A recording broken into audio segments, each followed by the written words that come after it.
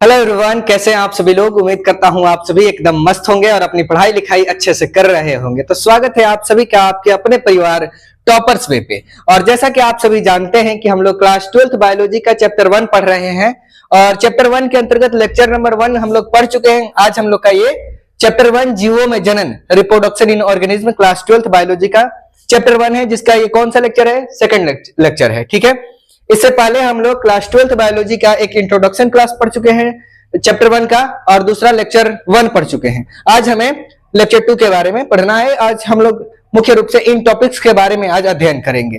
कौन कौन से आज के क्लास में हम लोग टॉपिक्स पढ़ेंगे, देखिए पहले एक बार इसका हम लोग चर्चा कर लिया जाए और फिर इसको डिटेल में पढ़ा जाएगा। देखिए आज हम लोग पढ़ने वाले हैं रिप्रोडक्शन के बारे में। ठीक है, कि रिप्रोडक्शन क्या है, इसका हिंदी क्या होता है, जनन होता है। ठीक है, यानी जनन क्या है हम लोग पढ़ेंगे आज।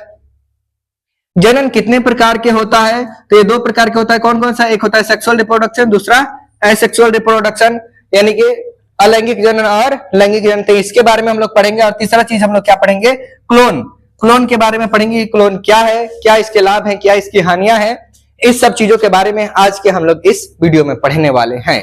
तो यदि आप लोग मतलब दिमाग को स्थिर करके 20 मिनट हमें समय देते हो तो हम लोग 20 मिनट के अंदर इन तीनों टॉपिक्स को अच्छे से पढ़ लेंगे और इस तरह से पढ़ेंगे कि आपको रटने की जरूरत नहीं पड़ेगी। अगर डेडिकेशन के साथ दिमाग को स्थिर रख के कंसिस्टेंसी के साथ मतलब फोकस के साथ चीजों को देख लेते हो तो क्लास में ही चीजें याद हो जाएंगी। ठीक है, देखो बायोलॉजी हम लोग पढ़ने वाले हैं क्लास 12th का और इस चैनल पर हम लोग क्लास 12th के जितना भी सब्जेक्ट है उस सब का फ्री ऑफ कॉस्ट मतलब सिलेबस कंप्लीट करने वाले हैं। बायोलॉजी कैसे हम लोग पढ़ेंगे, तो देखो डेली हम लोग क्या करेंगे, मात्र 20 मिनट बायोलॉजी पढ़ेंगे। ठीक, मान लो कि बायोलॉजी का हम लोग चल रहा है 20 मिनट शो और इस 20 मिनट शो के अंतर्गत हम लोग बायोलॉजी के डेली 2-3 जैसे टॉपिक्स रहेंगे। बड़ा टॉपिक है तो 1, छोटा टॉपिक है तो 2 या 3 टॉपिक्स हम लोग डेली के डेली कवर करेंगे और मात्र 20 मिनट हमें समय देते हो तो 1 साल के अंदर हम आपके बायोलॉजी का सिलेबस जो है इसको कंप्लीट करा देंगे और इस लेवल का कराएंगे कि आपका क्लास 12th बोर्ड एग्जाम का सारा सब क्वेश्चन जितना होगा ऑब्जेक्टिव सब्जेक्टिव सब बनेगा। बस आप लोग हम लोगों पर भरोसा करिए, हमारी टीम पर भरोसा करिए और टॉपर्स वे के साथ जुड़ करके अपने तैयारी को एक अच्छा मुकाम तक ले जाइए। चलिए शुरू करते हैं आज का अपना क्लास चैप्टर 1 बायोलॉजी।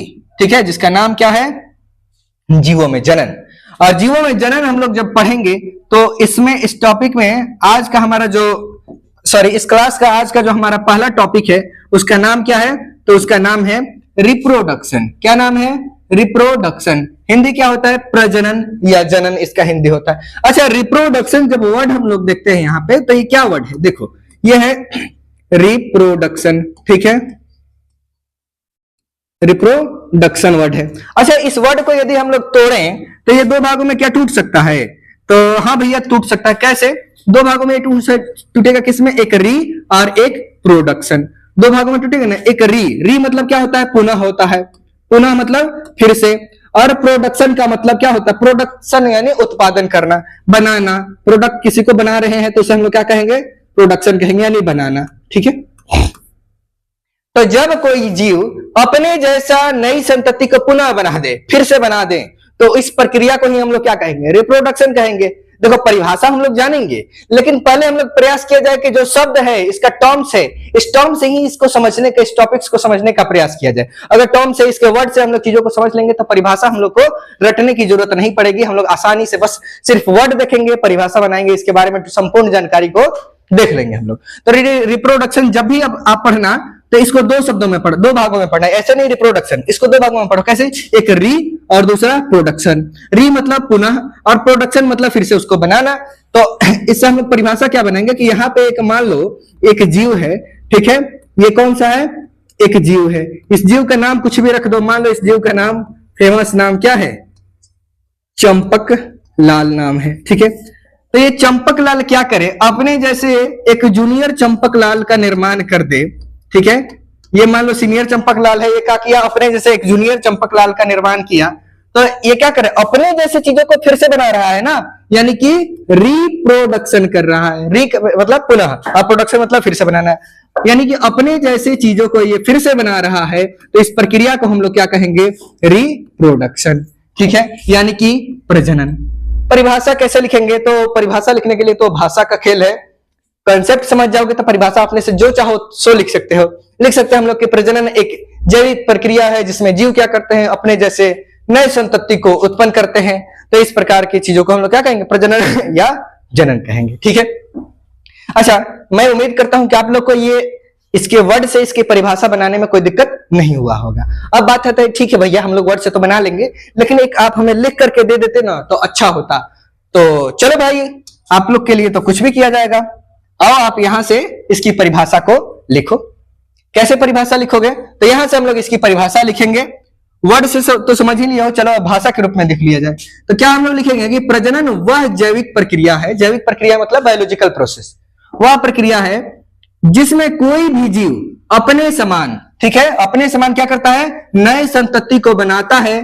तो इसे हम लोग क्या कहते हैं, प्रजनन कहते हैं। ठीक है, इससे होता क्या है, तो इससे पृथ्वी पर जीवों का अस्तित्व बना रहता है। ठीक है, पिछला क्लास जब आप लोग पढ़ रहे थे तो हम आपको एक सवाल दिए थे कि पृथ्वी पर जीवों की उत्पत्ति आज से लाखों करोड़ों वर्ष पहले हुई थी, लेकिन वो जीव आज भी पृथ्वी पर मौजूद हैं। कैसे मौजूद है, तो उसके पीछे कारण क्या है, उसके पीछे कारण प्रजनन ही है।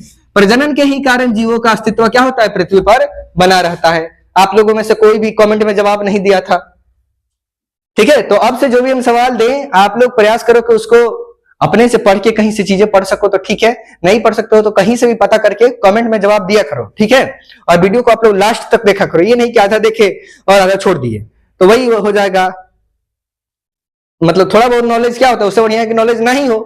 अधूरा ज्ञान से अच्छा है कि ज्ञान ही ना हो। ठीक है, तो वीडियो पूरा देखा करो। तो जनन क्या है, तो हम लोग बताएंगे जनन वह जैविक प्रक्रिया है जिससे कोई जीव अपने समान नए संतति को बनाता है। ठीक है, और जनन के कारण ही पृथ्वी पर क्या होता है, जीवों का अस्तित्व बना हुआ है। यदि कोई जीव जनन करना बंद कर दे तो आज से कुछ 100 सालों के बाद पृथ्वी पर से उस जीव की प्रजाति खत्म हो जाएगी। मान लो कि ये एक मनुष्य है, ठीक, और ये मनुष्य अभी प्रजनन कर रहा है, तभी ना इतने सालों से पृथ्वी पर जीव मौजूद है। अगर ये मनुष्य कहे कि ठीक है हम अब से प्रजनन नहीं करेंगे, और पृथ्वी पर अभी जितने मनुष्य हैं सब क्या करें कि अब से प्रजनन करना बंद कर दे, तो क्या होगा, आज से 100-150 साल बाद क्या इस पृथ्वी पर एक भी मनुष्य दिखाई देगा, नहीं दिखाई देगा, क्योंकि जो मनुष्य हैं वो मर जाएंगे, जो बच्चे होंगे वो भी क्या होंगे, आज से 100 सालों बाद उनका भी जीवन काल पूरा हो जाएगा और वो भी मर जाएंगे, और जब मर जाएंगे तो पृथ्वी पर मनुष्य का अस्तित्व खत्म हो जाएगा। ठीक है, तो यदि पृथ्वी पर मनुष्य के अस्तित्व को बनाए रखना है तो उसके लिए क्या जरूरी है, प्रजनन जरूरी है। ठीक है, इसको आप लोग अगर कोई इंग्लिश मीडियम का स्टूडेंट है तो यहां से लिख सकता है कि reproduction is that biological process in which any organism produce progeny और young ones similar to parents. मतलब अपने समान क्या करता है, वो नए जीव को, नए क्या करता है, प्रोजेनी को या नए यंग वंस को उत्पन्न करता है। ठीक है, to continue their existence on the earth, मतलब पृथ्वी पर अपने अस्तित्व को बनाए रखने के लिए। ठीक है, तो चलो इसका आप लोग स्क्रीनशॉट लेकर के अच्छे से नोट बना लीजिए। चलिए आगे हम लोग बढ़ते हैं कि जनन तो हम लोग जान लिए भैया। ठीक है, अब हम लोग जानते हैं कि ये जो जनन है ये कितने प्रकार से जीवों में होता है। तो जनन जो होता है मुख्य रूप से जीवों में कितने प्रकार से होता है, 2 प्रकार से होता है। कौन कौन से इसके 2 प्रकार हैं, आइए अगले स्लाइड में हम लोग जानते हैं। तो अगले स्लाइड में हम लोग जानेंगे कि जनन के कितने प्रकार होते हैं। ठीक है, तो जनन के मुख्य रूप से कितने प्रकार होते हैं बताओ। तो मेरे चिलगोजो जनन के 2 प्रकार होते हैं। कौन कौन से 2 प्रकार हैं, पहला जो जनन का प्रकार है उसे हम लोग कहते हैं अलैंगिक प्रजनन। क्या कहते हैं, अलैंगिक प्रजनन, चाहे जनन भी कह सकते हो, प्रजनन जनन में कोई अंतर नहीं है। ठीक है, अलैंगिक जनन चाहे अलैंगिक प्रजनन। और दूसरा जो इसका प्रकार है उसे हम लोग क्या कहते हैं, उसको कहते हैं हम लोग लैंगिक प्रजनन या जनन। अब वहां प्रजनन लिखे हैं तो यहाँ वहां जनन लिखे हैं तो यहां भी जनने लिखो। ऐसे ध्यान रखो, प्रजनन भी लिख दोगे तो ऐसा कोई नहीं है कि पाप कर दिए सूली पर चढ़ा दिया जाएगा। कुछ भी लिख सकते हो, मन करे प्रजनन लिखो, मन करे जनन लिखो, इट्स डिपेंड ऑन यू। अब देखो अलैंगिक यहाँ पे जो प्रजनन है इसका इंग्लिश क्या होता है, एसेक्सुअल रिप्रोडक्शन। ठीक है, एसेक्सुअल रिप्रोडक्शन। और जो लैंगिक प्रजनन है इसको इंग्लिश में हम लोग क्या कहते हैं, इसको हम लोग कहते हैं सेक्सुअल रिप्रोडक्शन। ठीक है, इसको क्या कहते हैं, सेक्सुअल रिप्रोडक्शन। ठीक है, चलो अब देखो ये 2 इसके जो जनन के प्रकार हैं ठीक है, ये दोनों क्यों है, दोनों में क्या अंतर है, क्या है ये चीजें, क्या ये वला है, थोड़ा आइए इसके बारे में समझते हैं। देखो, एक है अलैंगिक प्रजनन और दूसरा है लैंगिक प्रजनन। आप लोग जानते हैं कि कोई भी एक जीव है, ठीक, वो अपना अस्तित्व पृथ्वी पर बनाए रहना चाहता है, तो वो क्या करेगा, वो करेगा रिप्रोडक्शन, ठीक है, यानी कि जनन, रिप्रोडक्शन करेगा, जनन करेगा, ठीक। अगर ये जीव अकेले अपने जैसे नया जीव बनाए, जैसे कि आप लोग पढ़े थे एक कोशिकीय जीव अमीबा को, कि अमीबा अकेले ही क्या कर रहा था, दो अलग अलग दो नए अमीबा का निर्माण कर रहा था ना। तो जब कोई जीव अकेले नए जीव का निर्माण करे तो उसे हम लोग क्या कहेंगे, अलैंगिक जनन, ठीक है। जैसे कि यहाँ पे एक अमीबा है, ठीक, इसने क्या किया, साइटोकाइनेसिस किया, फिर कैरियोकाइनेसिस किया, और इसके फलस्वरूप ये क्या किया, कैरियोकाइनेसिस के थ्रू करेगा ये कि अपने केंद्रक को दो भागों में तोड़ देगा, और उसके बाद दोनों भागों से क्या करेगा, एक एक अलग जीव का निर्माण कर दे रहा है ना। तो यहाँ पे तो जीव अकेले था और अकेले ही अपने जैसे दो नए जीव बनाया, तो जब जीव अकेले नए जीवों का निर्माण करेगा तो उसे हम लोग क्या कहेंगे, उसे कहेंगे अलैंगिक प्रजनन, चाहे अलैंगिक जनन। और जनन की प्रक्रिया में यदि कोई जीव है, ठीक है, और ये भी क्या करे, नए जीव की उत्पत्ति करे, लेकिन कैसे करे, अकेले नहीं, इसको जनन करने के लिए दो जीवों की आवश्यकता हो और दो विपरीत लिंग वाले जीवों की आवश्यकता हो, यानी कि एक मेल हो और एक फीमेल हो, एक नर हो और एक मादा हो, और ये दोनों मिलकर के क्या करें, एक नए नर या मादा का निर्माण करें, तो जनन की इस प्रक्रिया को हम लोग क्या कहेंगे, उसे हम लोग लैंगिक प्रजनन कहेंगे, ठीक है। तो इसमें क्या लिखेंगे, जनन की वह प्रक्रिया जिसमें अकेला जीव नए जीवों की उत्पत्ति करता है तो उसे क्या कहते हैं, अलैंगिक प्रजनन। और जनन की वह प्रक्रिया जिसमें दो जीव मिलकर के किसी नए अपने जैसे किसी नए संतति का निर्माण करते हैं तो उसे हम लोग क्या कहते हैं, लैंगिक प्रजनन कहते हैं। कोई दिक्कत, उम्मीद करता हूं दिक्कत नहीं हुआ होगा, यदि गलती से भी कहीं दिक्कत हो जाए तो कमेंट करो, तुम्हारे अजीत भैया हैं, बताएंगे हम अगले वीडियो में, ठीक है। चलो आइए अब हम लोग आगे बढ़ते हैं और जानते हैं चीजों को, ठीक है। अब हमें जानना है अलैंगिक प्रजनन के बारे में, ठीक है। थोड़ा वहां तो परिभाषा आप लोग जान लिए ना, परिभाषा में आप लोग क्या जाने थे कि कोई जीव क्या करे, अकेले नए जीव बनाए। जैसे ये एक जीव था, ठीक है, इसने क्या किया, अकेले नए दो जीवों का निर्माण कर दिया, तो इस जनन को प्रक्रिया को हम लोग क्या कहेंगे, अलैंगिक प्रजनन कहेंगे, ठीक है। तो क्या बस इतना ही इसमें हमें जानना है कि और कुछ इसमें है? तो इसमें कुछ इसकी विशेषताएं होती हैं और वो विशेषताओं के बारे में आइए एक एक करके हम लोग पढ़ते हैं, ठीक है, कि अलैंगिक प्रजनन की क्या क्या विशेषताएं हैं। तो देखो, पहली इसकी विशेषता तो आप लोग जानते हो कि यह क्या होता है, एक जनकीय होता है, मतलब इसमें नए जीवों की उत्पत्ति करने के लिए दो जीवों की आवश्यकता नहीं है, अकेले जीव यानी एक जनक ही मिलकर नया जीव का निर्माण कर देगा। तो पहली विशेषता हम लोग क्या बताएंगे कि अलैंगिक प्रजनन में जो जीव उत्पन्न होते हैं वो कैसे होते हैं, एक जनकीय होते हैं, ठीक है, यानी कि एक जनक से संतति का निर्माण इसमें होता है, ठीक। दूसरा चीज क्या इसमें इसकी विशेषता है कि युग्मकों का निर्माण नहीं होता है। अब देखो युग्मक क्या है, जैसे कि आप लोग लैंगिक जनन जब पढ़ोगे तो इसमें पढ़ोगे कि जब कोई मनुष्य नए जीव की उत्पत्ति करना चाहता है तो सबसे पहले इस मनुष्य को क्या करना पड़ता है, एक युग्मक बनाना पड़ता है। जैसे कि अगर ये मान लो नर है तो ये क्या बनाएगा, ये बनाएगा शुक्राणु, ठीक, और ये मादा है तो ये क्या बनाएगी अंडाणु, ठीक है। तो ये जो शुक्राणु और अंडाणु है ये दोनों मिलते हैं तो क्या होता है, युग्मनज बनता है और उससे नया जीव बनता है। तो लैंगिक प्रजनन में जीवों की उत्पत्ति के लिए क्या चाहिए, युग्मक चाहिए, लेकिन अलैंगिक प्रजनन में युग्मकों की आवश्यकता नहीं होती है, तो इसमें युग्मकों का निर्माण नहीं होता है, ठीक है। दूसरी विशेषता ये हम लोग लिखेंगे। अच्छा, अब तीसरा विशेषता क्या करे कि इसमें निषेचन नहीं होता है, यानी अलैंगिक प्रजनन में क्या होता है, निषेचन नहीं होता। अब निषेचन हम लोग कहते किसे हैं, निषेचन किसे कहेंगे, जब नर युग्मक और मादा युग्मक क्या होते हैं, संलयित होते हैं, ठीक है, संलयित होते हैं यानी मिलते हैं, तो उस प्रक्रिया को हम लोग क्या कहते हैं, निषेचन कहते हैं। अब बताओ अलैंगिक प्रजनन में यहां देख रहे हो कि युग्मक का निर्माण नहीं होता है, तो जब युग्मक का निर्माण नहीं होगा तो उसका मिलन कहां से होगा, और मिलन नहीं होगा तो निषेचन की प्रक्रिया भी नहीं होगी। तो हम लोग इसकी तीसरी विशेषता क्या लिखेंगे कि इसमें निषेचन की प्रक्रिया नहीं होती है, ठीक है। और उसके बाद क्या कह रहा है कि अगला विशेषता कि यह तेज तथा कैसा सरल प्रक्रिया है, ठीक है। अब देखो इसको अकेले जनन करना है, ना ही इसको युग्मक बनाना है, ना ही उनका संलयन कराना है, ना ही निषेचन कराना है। तो जब ये सारी चीजें हो ही नहीं रही है, दो जीव की आवश्यकता ही नहीं है, अकेले कर ले रहा है, तो ये क्या होगा, तेजी से होगा और सरल प्रक्रिया, क्योंकि निषेचन और सेचन उसको झंझट नहीं करना है, वो अकेले कर लेगा, ना उसको निषेचन की जरूरत है ना युग्मकों की जरूरत है, ठीक है। तो ये अकेले करता है और ना ही निषेचन होता है, ना ही उनका संलयन होता है, इसलिए क्या है, तेज है, मतलब तेजी से होने वाली प्रक्रिया है और बहुत ही सरल प्रक्रिया है। ठीक है, तो हम लोग क्या लिखेंगे इनकी विशेषताओं में कि यह एकल जनकीय प्रक्रिया है। ठीक है, इसमें युग्मकों का निर्माण नहीं होता है, इसमें निषेचन भी नहीं होता है, तथा यह कैसी प्रक्रिया है, तेज तथा सरल प्रक्रिया है। ठीक, अब और जानो अगला इसकी विशेषता हम लोग क्या लिखेंगे कि इसमें भिन्नता न के बराबर पाई जाती है। अर्थात अलैंगिक जनन में जो जीव होते हैं, अगर ये अमीबा एक है, ये नए अमीबा को बनाएगा, तो इसमें भिन्नता क्या होगी, बिल्कुल ना के बराबर होगी, दोनों एक ही जैसे होंगे। क्यों? क्योंकि दो जीव रहेंगे तब ना दोनों जीवों के अलग अलग लक्षण आएंगे, मिलेंगे, तो अगला जो जीव बनेगा उसमें दोनों जीव के लक्षण रहेंगे, तो थोड़ा सा अलग दिखेगा।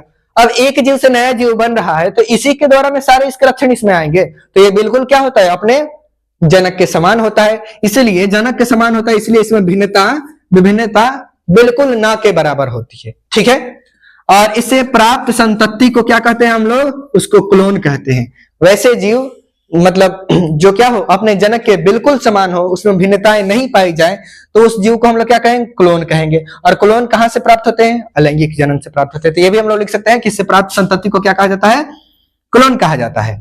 और लास्ट हम लोग इसकी विशेषता क्या बताएंगे कि अलैंगिक जनन जो होता है, यह हमेशा किसमें होता है, निम्न श्रेणी के प्राणियों में होता है। ठीक है, निम्न श्रेणी के प्राणियों यानी कि जीवों में होता है। मतलब बड़े जीवों में, जैसे ये मनुष्य है, तो मनुष्य क्या है, बड़ा जीव है, उच्च श्रेणी का प्राणी है, तो मनुष्य में कभी भी अलैंगिक प्रजनन नहीं होगा, मनुष्य में क्या होगा, लैंगिक होगा। और जो छोटे मोटे जीव हैं, जो क्या होते हैं, सूक्ष्म जीव वगैरह होते हैं, उन सभी को क्या कहा जाता है, निम्न श्रेणी का जीव। और निम्न श्रेणी के जीवों में क्या होता है, एसेक्सुअल रिप्रोडक्शन यानी कि अलैंगिक जनन पाया जाता है। ठीक है, तो उम्मीद करता हूं आप सभी को अलैंगिक जनन की ये सातों विशेषताएं अच्छे से समझ में आई होंगी। आप लोग इसका स्क्रीनशॉट लेकर के प्रॉपर नोट्स बना सकते हो। ठीक है, चलिए अलैंगिक जनन तो हम लोग जान लिए, अब थोड़ा हम लोग बढ़ते हैं आगे और यहीं पे थोड़ा जानते हैं कि लैंगिक जनन क्या है, इसकी विशेषताएं क्या है। तो लैंगिक जनन आप तो परिभाषा जानते हो, परिभाषा क्या जानते हो कि जनन की वह प्रक्रिया जिसमें क्या हो, जिसमें दो जीव मिलकर के क्या करें, नए जीव का निर्माण करें अपने जैसे। तो जनन की इस प्रक्रिया को हम लोग क्या कहते हैं, उसको हम लोग कहते हैं सेक्सुअल रिप्रोडक्शन यानी कि लैंगिक जनन। ठीक है, इसकी और क्या क्या विशेषता है, तो जैसे 7 विशेषताएं आप लोगों ने देखा ना अलैंगिक प्रजनन का, वैसे 7 विशेषताएं आप लोग देखिए लैंगिक का भी। तो इसकी पहली विशेषता आप लोग परिभाषा से निकाल सकते हो, क्या की है, द्विजनकीय होता है, अर्थात जीवों की उत्पत्ति के लिए 2 जनक की आवश्यकता होती है, 2 जनकों से संतति का निर्माण होता है। ठीक है, दूसरी विशेषता क्या लिखेंगे हम लोग कि इसमें युग्मकों का निर्माण होता है। अलैंगिक में युग्मकों का निर्माण नहीं होता था, इसमें होता है, क्योंकि ये नर है, तो नर क्या करेगा, नर युग्मक बनाएगा, मादा होगी तो वो मादा युग्मक बनाएगी, और फिर उस युग्मक का संलयन होगा तो नया जीव बनेगा। और जब इसमें युग्मकों का निर्माण होता है तो इन युग्मकों का संलयन भी होगा, और संलयन को हम लोग क्या कहते हैं, निषेचन कहते हैं। अर्थात तीसरी विशेषता क्या लिखेंगे कि इसमें निषेचन की भी प्रक्रिया होती है। ठीक है, चलो उसके बाद अगला हम लोग क्या इसकी विशेषता जानेंगे कि अब देखो इसमें 2 जीव की आवश्यकता होगी, दोनों अपने युग्मक बनाएंगे, फिर दोनों युग्मक क्या होगा, स्थानांतरित होंगे, फिर दोनों का संलयन होगा, निषेचन होगा, फिर नया जीव बनता है ना। तो ये प्रक्रिया क्या होगी, इतने सारे काम होने में समय लगेगा, यानी ये प्रक्रिया क्या होगी, धीमी प्रक्रिया होगी।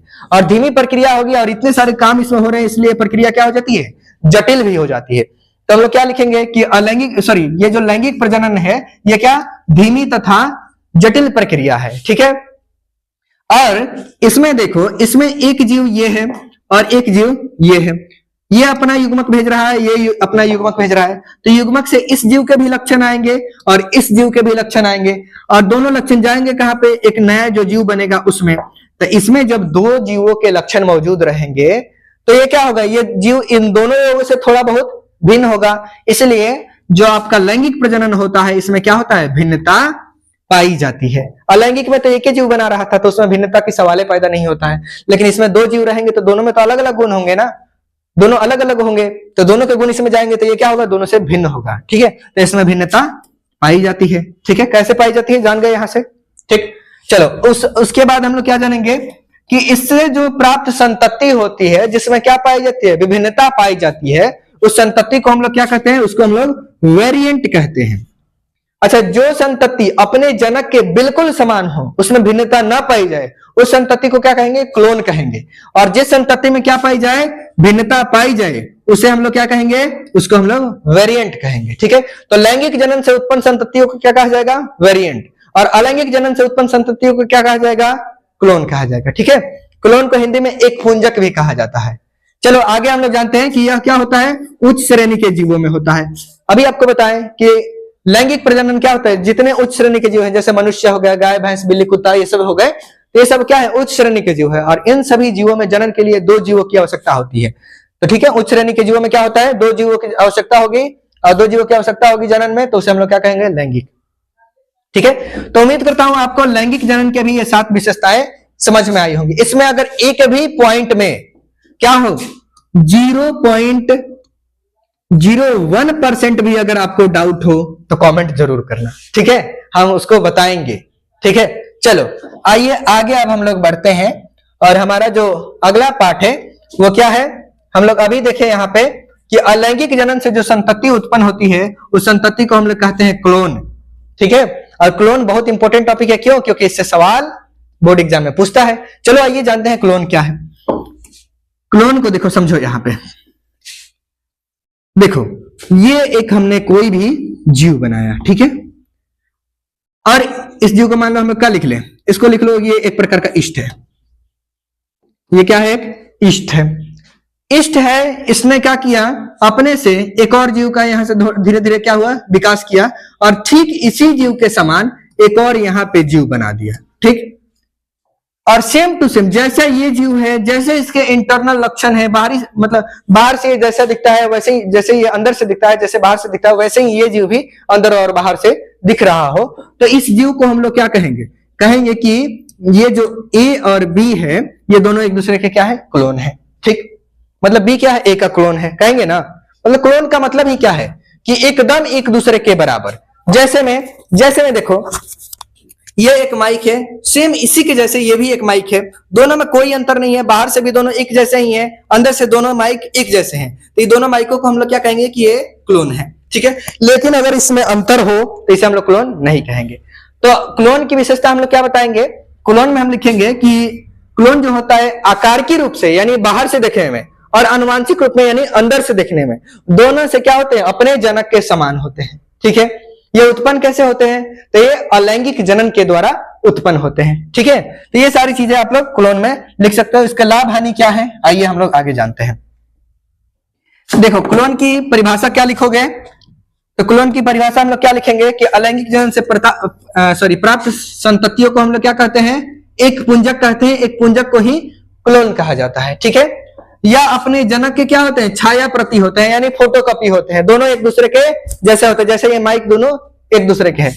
तो क्लोन क्या होता है, अपने जनक यानी कि अपने फादर के कॉपी होते हैं, फोटोकॉपी, जीरोक्स होते हैं। ठीक है, और ये क्या होते हैं, आकार की मतलब बाहर से देखने में, और अनुवांशिक यानी अंदर से देखने में, यानी कि ये आकार की तथा अनुवांशिक रूप से क्या होते हैं, अपने जनक के समान होते हैं। ठीक है, कोई दिक्कत इसमें? अच्छा, क्लोन के लाभ क्या है, तो क्लोन के लाभ यह है कि यह जनकीय गुणों को संरक्षित रखते हैं। अच्छा, कोई एक ही जैसा व्यक्ति है तो इसका लाभ क्या होगा कि जैसे उसके पापा थे, जैसे जैसे लक्षण उसके पापा में थे, वो सारे लक्षण क्या है इस जीव में, यानी उसके पापा के लक्षणों को इस जीव में संचित रखा गया। तो इसका लाभ हुआ ना कि यह अपने क्या करता है, जनकीय गुणों को संरक्षित करके रखता है। और इसकी हानि क्या है, हानि यह है कि इसमें भिन्नता नहीं पाई जाती है। अब मान लो कि एक ये जीव है कोई, ठीक है, सेम टू सेम इसका ये क्लोन एक ये है। अब हुआ क्या कि ये जो जीव है ए, ये क्या किया, किसी का मर्डर कर दिया मान लो, ठीक है, किसी का 2-4 चटकर मार के आ गया, या फिर किसी का कोई सामान लेकर भाग गया। ठीक, अब ये दोनों दिखते हैं एक जैसे। अब कोई आया व्यक्ति इसको पकड़ते हुए, ये भाग गया, दिखाई दे दिया, ये दोनों एक ही जैसे दिख रहे हैं, कोई भिन्नता ही नहीं है। तो अभी क्या करेगा, उसको तो थोड़ी ना समझ में होगा, इसको पकड़ के ले जाकर इसको खूब पीटेगा ना। तो इसकी भिन्नता मतलब इसकी हानि क्या है कि इसमें भिन्नता नहीं पाई जाती है, और भिन्नता नहीं पाई जाएगी तो फिर समझ लो क्या क्या हो सकता है, गलती करेगा कोई और, पिटाएगा कोई और। ठीक है, तो ये इसकी हानि है। ठीक है, तो क्लोन के लाभ हानि क्या है, इसकी परिभाषा क्या है, इसके गुण विशेषताएं, सारी चीजें हम लोगों ने पढ़ लिया है। लैंगिक और अलैंगिक प्रजनन में क्या अंतर है, जो विशेषता बताए हैं उसी को एक जगह लिख दोगे तो दोनों में अंतर हो जाएगा। ठीक है, परिभाषा वगैरह सारी चीजें हम लोग प्रजनन के आज समझे और वर्ड से ही चीजों को समझने का प्रयास किए। तो उम्मीद करता हूं कि आप सभी को ये सारी चीजें अच्छे से समझ में आई होंगी, और समझ में यदि ये सारे कंसेप्ट अच्छे से आए हैं तो चैनल को आप लोग सब्सक्राइब कर दो, अपने दोस्तों के पास शेयर कर दो, और चैनल को सब्सक्राइब तो कर ही देना, वीडियो को लाइक भी कर देना अगर समझ में आए तो। और देखो, आप लोगों का कमेंट हमारे लिए बहुत जरूरी होता है। तो वीडियो समझ में आया है तो जो भी आपका फीडबैक है, वीडियो अच्छा लगा है तो लिख दो कि हाँ बहुत अच्छा लगा है, खराब लगा है तो वो भी लिख दो कि हाँ समझ में नहीं आया है, ठीक है। और आज के लिए इतना ही। Thanks for the watching. मिलते हैं अगले वीडियो में, तब तक के लिए जय हिंद। ठीक है, चलो। कोई दिक्कत? उम्मीद करता हूं कोई दिक्कत ना होगा। जो भी दिक्कत हो आप लोग कमेंट जरूर करिए। ठीक है, चलिए मिलते हैं अगले वीडियो में, तब तक के लिए सी या take care, have a good day.